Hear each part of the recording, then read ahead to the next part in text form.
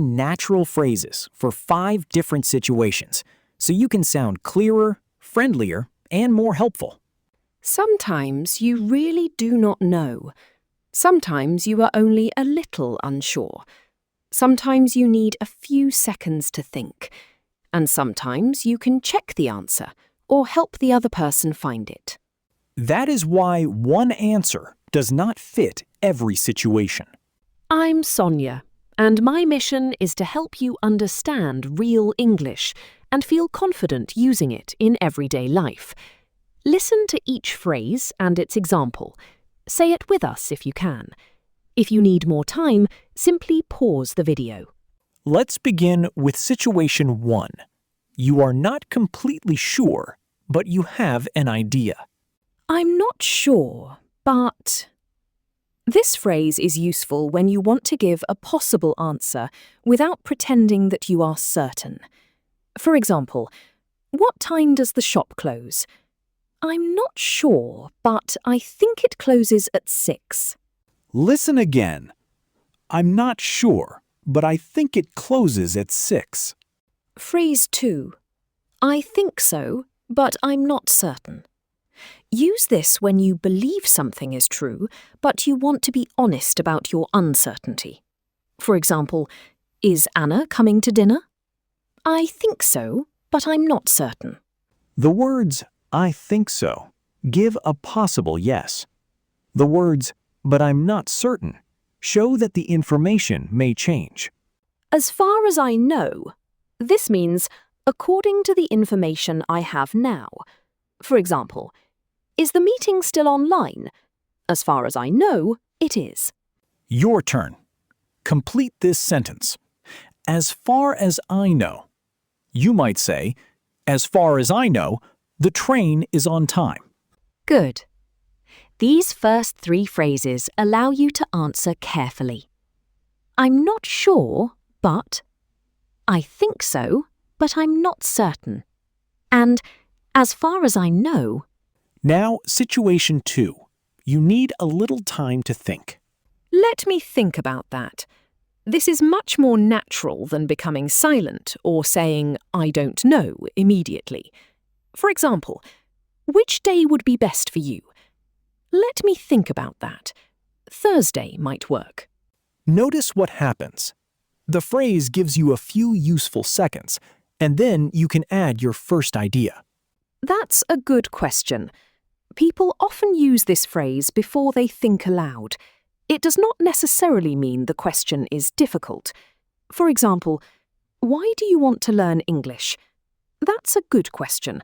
I want to feel more confident when I travel. But remember, do not stop after, that's a good question.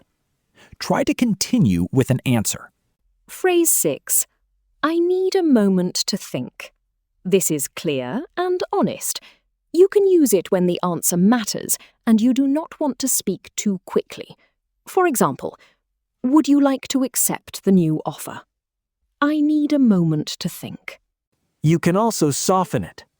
I just need a moment to think. Which phrase feels most natural to you? Let me think about that. That's a good question. Or, I need a moment to think. Situation 3.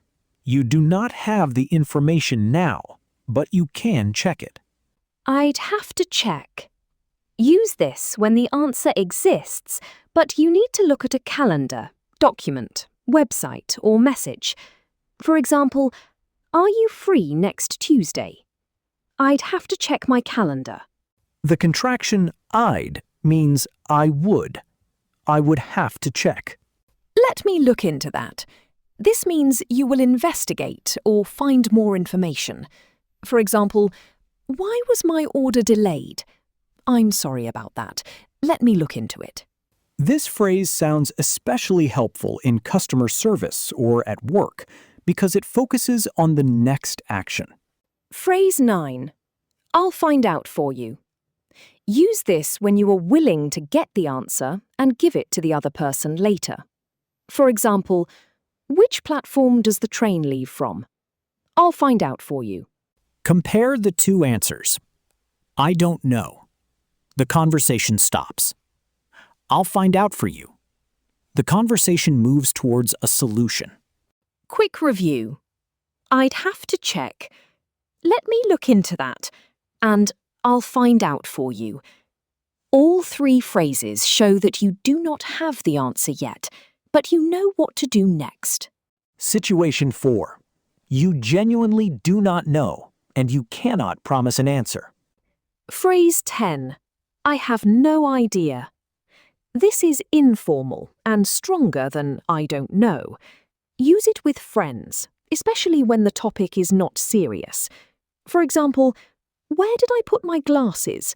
I have no idea. Did you check the kitchen? Your voice matters. With a friendly tone, I have no idea can sound relaxed. In a formal situation, choose a softer phrase. Phrase 11. I honestly don't know. This shows that you are giving a sincere answer, perhaps after thinking about it. For example, why did he change his mind? I honestly don't know. Phrase 12. I don't know yet. The small word yet is powerful. It means the answer may become clear later. For example, which course are you going to choose? I don't know yet. I'm still comparing them. Listen to the difference. I don't know sounds final.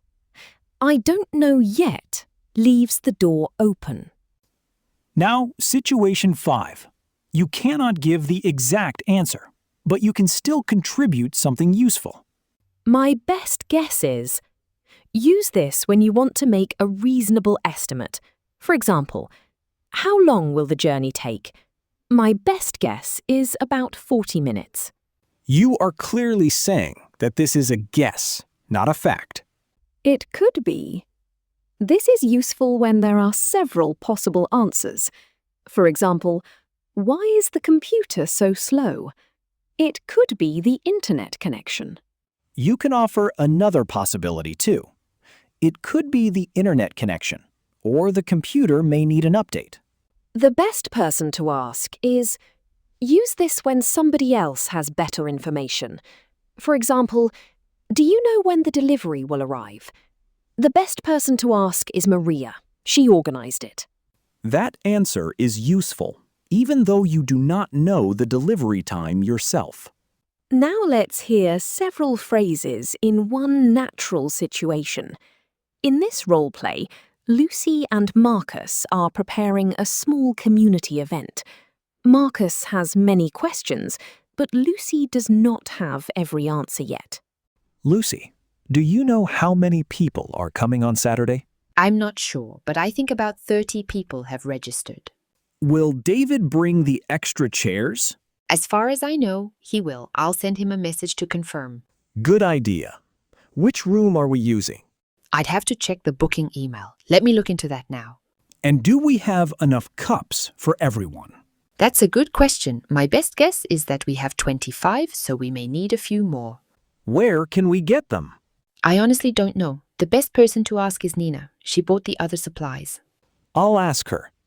What time should we arrive? Let me think about that. It could be helpful to arrive at 9, 1 hour before the event starts. That sounds sensible. Do you know whether there is parking behind the building? I don't know yet, but I'll find out for you. I can call the building manager this afternoon. Perfect. Lucy did not know every answer, but every answer helped us move forward. Exactly. That is the real lesson. Good communication does not mean knowing everything. It means being clear about what you know, what you think, and what you can do next. Let's review all 15 phrases. Listen for the ones that would help you most. I'm not sure, but I think so, but I'm not certain. As far as I know, let me think about that. That's a good question. I need a moment to think. I'd have to check. Let me look into that. I'll find out for you. I have no idea. I honestly don't know. I don't know yet. My best guess is, it could be. The best person to ask is. Now, choose one phrase that you want to remember. Imagine a real question and say your answer aloud. For example, are you free on Friday? I'd have to check my calendar. Or, when will the work be finished? My best guess is tomorrow afternoon. Write your favorite phrase in the comments. Which one will you use instead of I don't know? If this lesson helped you, subscribe to Easy English with Sonja for calm, practical English every week. You do not need to know every answer. You only need the right words for the situation. Thank you for learning with us. See you in the next lesson.